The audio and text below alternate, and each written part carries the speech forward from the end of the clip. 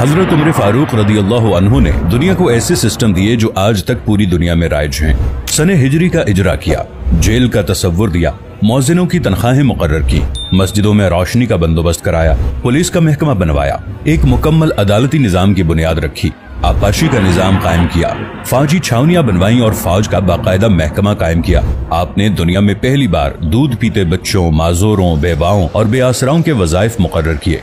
आपने दुनिया में पहली बार हुक्मरानों, सरकारी ओहदेदारों और वालियों के असासे डिक्लेयर करने का तसव्वुर दिया।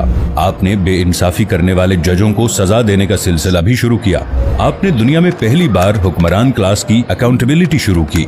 आप रातों को तिजारती काफिलों की निगरानी करते थे। आप फरमाया करते थे, जो हुक्मरान अदल करते हैं वो रातों को बेखौफ सोते हैं। आपका फरमान था कि कौम का सरदार कौम का सच्चा खादिम होता है। आपकी मोहर पर लिखा था, उमर नसीहत के लिए मौत ही काफी है। आपके दस्तरखान पर कभी 2 सालन नहीं रखे गए। आप जमीन पर सर के नीचे ईंट रखकर सो जाते थे। आप सफर के दौरान जहां नींद आ जाती थी, किसी दरख्त पर चादर तान कर साया करते और सो जाते और रात को नंगी जमीन पर दराज हो जाते। आपके कुर्ते पर 14 पैबंद थे और इन पैबंदों में एक सुर्ख चमड़े का पैबंद भी था। आप मोटा खुरदरा कपड़ा पहनते। आपको नर्म और बारीक कपड़े से नफरत थी। आप किसी को जब सरकारी ओहदे पर फाइज करते तो उसके असासों का तखमीना लगवाकर अपने पास रख लेते और अगर किसी सरकारी ओहदे के दौरान उसके असासों में इजाफा हो जाता तो आप उसका एहतसाब करते।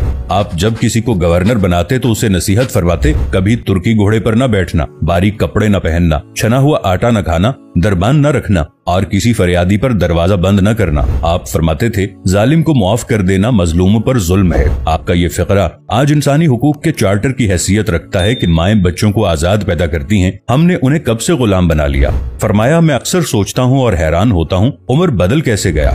आप इस्लामी दुनिया के पहले खलीफा थे जिन्हें अमीरुल मोमिनीन का खिताब दिया गया। दुनिया के तमाम मज़ाहिब की कोई ना कोई खुसूसियत है। इस्लाम की सबसे बड़ी खुसूसियत अदल है और हजरत उमर फारूक रदियल्लाहु अन्हु वो शख्सियत हैं जो इस खुसूसियत पर पूरा उतरते हैं। आपके अदल की वजह से अदल दुनिया में अदल फारूकी हो गया। आप शहादत के वक्त मकरूज थे, चुनाचे आपकी वसीयत के मुताबिक आपका वाहिद मकान बेचकर आपका कर्ज अदा कर दिया गया और आप दुनिया के वाहिद हुक्मरान थे जो फरमाया करते थे, मेरे दौर में अगर फुरात के किनारे कोई कुत्ता भी भूख से मर गया तो उसकी सजा उमर को भुगतना होगी।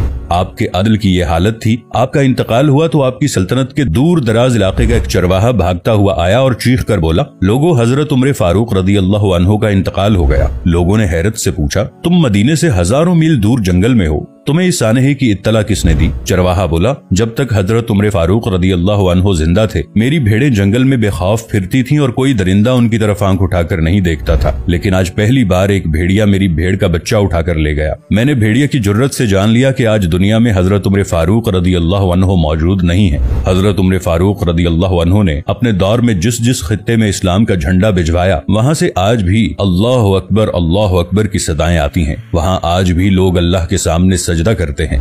दुनिया में अलेक्जेंडर का नाम सिर्फ किताबों में सिमट कर रह गया है, जबकि हजरत उमर फारूक रदियल्लाहु अन्हु के बनाए निजाम दुनिया के 245 ममालिक में आज भी किसी न किसी शक्ल में मौजूद हैं।